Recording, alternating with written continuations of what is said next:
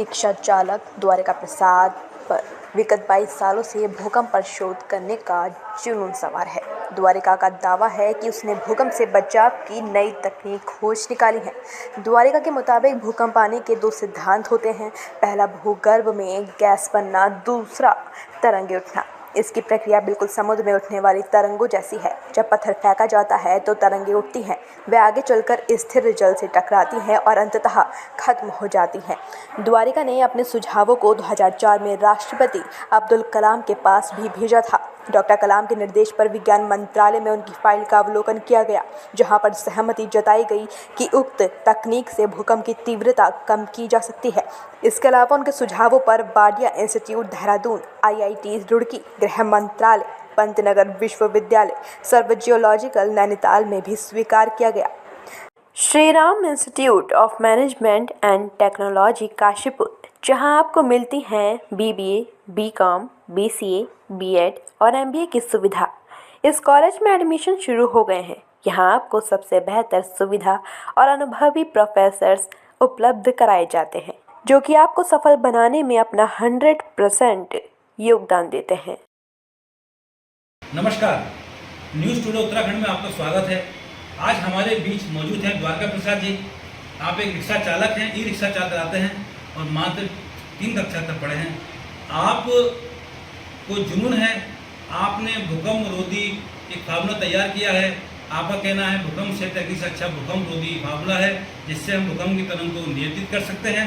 साथ में उसकी जो टेक्निक है ये भूकंप रोधी की, इससे भवन बनाए जाएँ, नुकसान भी कम होगा और बहुत कम खर्चे में भवन बनेंगे।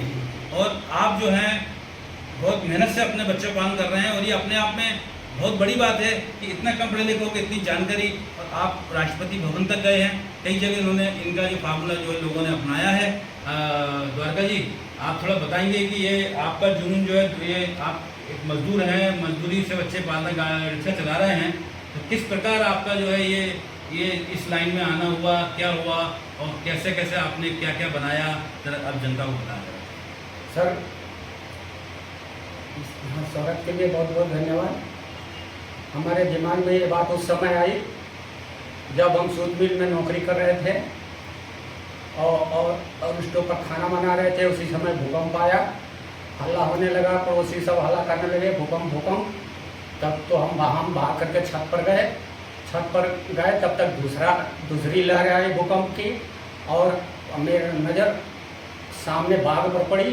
तो हमने देखा कि जिस तरह से हवा के झोंके से धान के पौधे लहराते हैं, उस तरह से भूकंप की लहरों से वो पेड़ लहराते हुए गए। तभी हमको समझ में आया कि भूकंप की लहरें पानी की लहरों की तरह इस पृथ्वी में चलती है।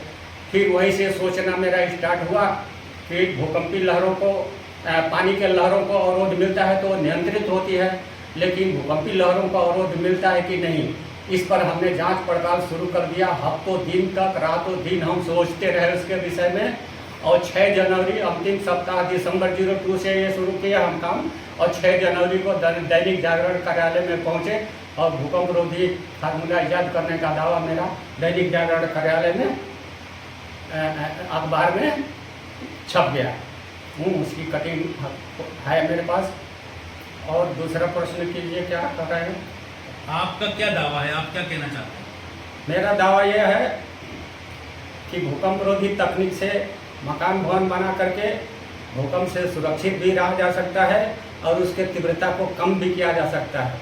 उसके लिए हमारा प्रयोग विधि एक है, फार्मूला एक है, वैज्ञानिक आधार जिसे कहते हैं वो है कि आप नदियों में देखे होंगे कि छोटी नाव इस तरह से व्यवहार करती है, लहरों के ऊपर नीचे ऊपर खेलती है। लेकिन उन्हीं लहरों में, उससे भी भारी भारी लहरों में बड़ी नाव जो है, बेड़ा जो है, उससे वो लहरें टकरा करके नियंत्रित होती है। ठीक इसी तरह से मेरा मानना है कि पानी के लहरों के तरह पृथ्वी में वो भूकंपी लहरें चलती है। वो बड़े से बड़े बेड़े के रूप में मकान भवन बनाया जाएगा, RCC निर्मित। एक ही ब्लॉक में रिजिट कर दिया जाएगा, छोटे छोटे ब्लॉकों में नहीं बनाया जाएगा। छोटे छोटे ब्लॉकों में भूकंप सह तकनीक कहते हैं उसे। छोटे छोटे ब्लॉकों में जो मकान भवन बन रहे हैं, और पहले के इंजीनियर लोग बनाते हैं कि उसकी कई मंजिल के बराबर ज़मीन में नीचे गाड़ देते हैं, उसमें खर्चा ज़्यादा लगता है। और वो सुरक्षित भी नहीं रहती है। इस तरह से भूकंप के दौरान इस तरह से व्यवहार करती है। अब भूकंप चला जाता है तो पुनः अपने स्थान पर स्थित हो जाती है। तो और हम जो बता रहे हैं बड़े से बड़े आकार में जो बनाया जाएगा वो जरा सा भी हिलेगी नहीं। मकान हल्की होगी तो हिलेगी, भारी भरकम होगी तो नहीं हिलेगी, जैसे बेड़ा नहीं हिलती है पानी की लहरों से।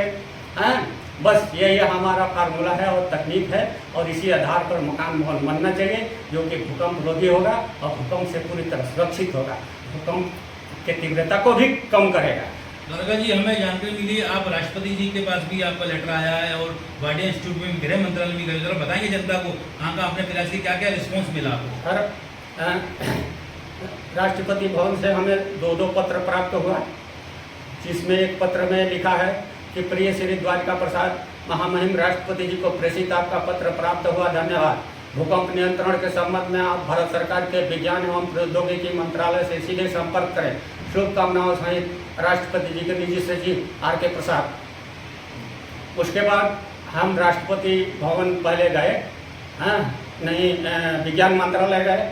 विज्ञान मंत्रालय से संपर्क करने को कहा गया था, तो हमारी सचिव जी से मुलाकात हुई, सचिव जी से हमारी मीटिंग हुई। उन्होंने स्वीकार किया कि भूकंप की तीव्रता को आपके फार्मूले से कम किया जा सकता है। उन्होंने स्वीकार किया।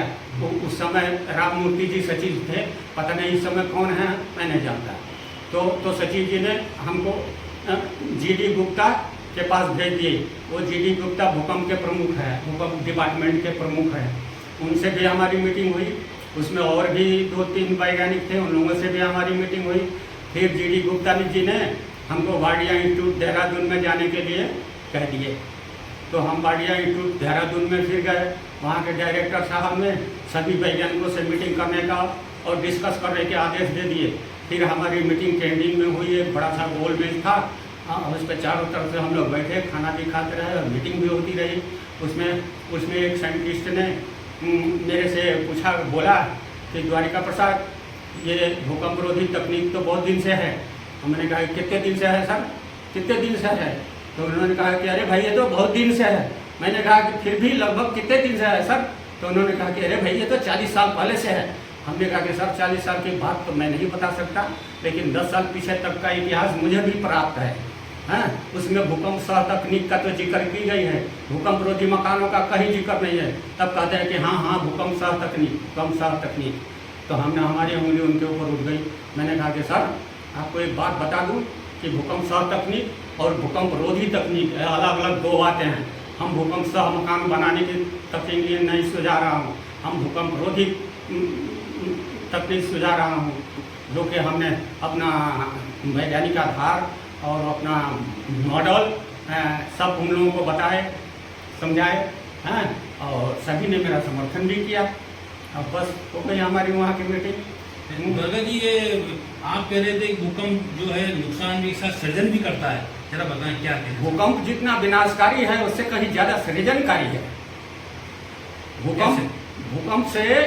भूकंप पृथ्वी के अंदर जितनी खनिज पदार्थ हैं, प्लेटें पाई जाती हैं, चाहे मिट्टी के प्लेट हो या पानी रेता बजरी के प्लेट हो, चाहे पेट्रोलियम हो, डीजल हो, गैसोलियम हो, ये तरह तरह की जो खनिज पदार्थ हैं, प्लेटें पाई जाती है, सब भूकंप के प्रभाव से निर्मित होती हैं। ठीक, धन्यवाद आपका।